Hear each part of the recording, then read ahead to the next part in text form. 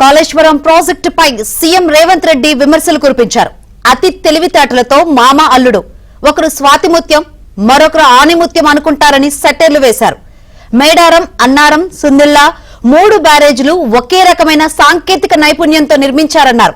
మేడిగడ్డ నుంచి నీటిని ఎత్తి అన్నారంలో పోయాలని, అక్కడి నుంచి సుందిల్లా, శ్రీపాద ఎల్లంపల్లిలో పోయాలని చెప్పుకొచ్చారు. 3 బ్యారేజీల డిజైన్, నిర్మాణం, నిర్వహణలో లోపం ఉందని ఆరోపించారు.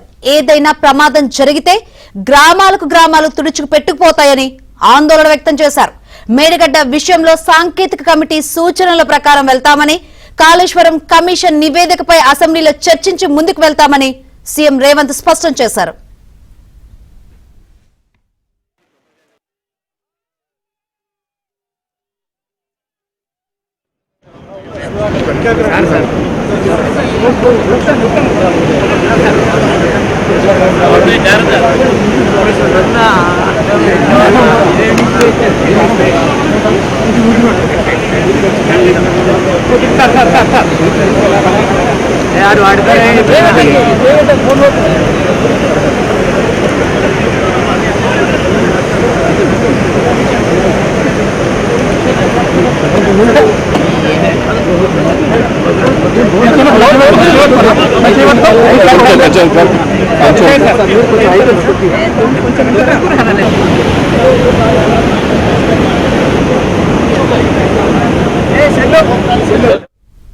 గోదావరి జలాలను తెలంగాణలో ఎక్కడికి తరలించాలన్నా ఎల్లంపల్లి ప్రాజెక్టు ప్రాణవాయు లాంటిదని సీఎం రేవంత్ రెడ్డి అన్నారు.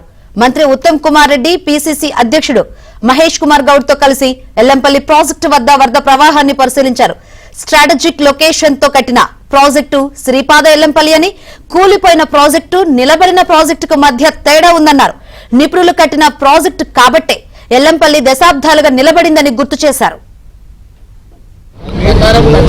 సాంకేతికంగా సలహాలు ఇవ్వాలి, ఎట్లా పూర్తి చేయాలి, దాని ప్రకారం పనిచేస్తారు ప్రభుత్వం. చేస్తా వాటికి కూడా సమస్య ఉంటానే కదా. 3 ఒకే రకమైన సాంకేతిక నైపుణ్యంతో కట్టారు. మేడిగడ్డ అయినా, అన్నారమైనా, సుందీలైనా వాళ్ళు ఏంటంటే అతి తెలివితేటలతో మామ అల్లుడు ఏమనుకుంటారంటే ఒక ఆయన స్వాతంత్రం అనుకుంటాడు, ఇంకొక ఆయన ఆనిముత్యం అనుకుంటాడు. మేడిగడ్డ నుంచి ఎత్తితే అన్నారంలో పోయాలి, అన్నారంలో ఎత్తితే సుందిలాలు పోయాలి, అక్కడి నుంచి ఎత్తితే శ్రీపాద ఎల్లంపల్లికి పోయాలి. ఒకే రకమైన సాంకేతిక నైపుణ్యంతో కట్టి అన్నిటికీ దాంట్లో ఉన్న సమస్య ఒకే రకమైన సమస్య. నీకు గుండెకాయ లాంటి అక్కడి నుంచి మేడిగడ్డ దగ్గర ఎత్తితే ఏడబోయాలా, అన్నారంలో పోయాలి, ఆడెత్తితే ఏడబోయాలి, సుందిలాలు పోయాలి, ఆడెత్తితే ఏడబోయాలి.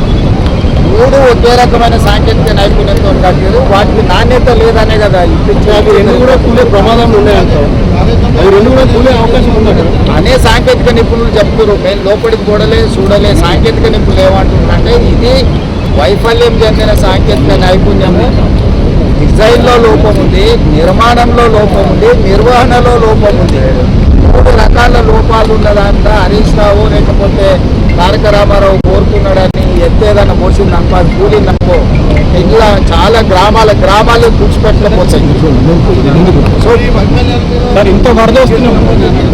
ఆల్రెడీ కమిషన్ రిపోర్ట్ ఇచ్చింది కదా, అసెంబ్లీలో చర్చ చేసి మీకు అన్ని వివరాలు అక్కడనే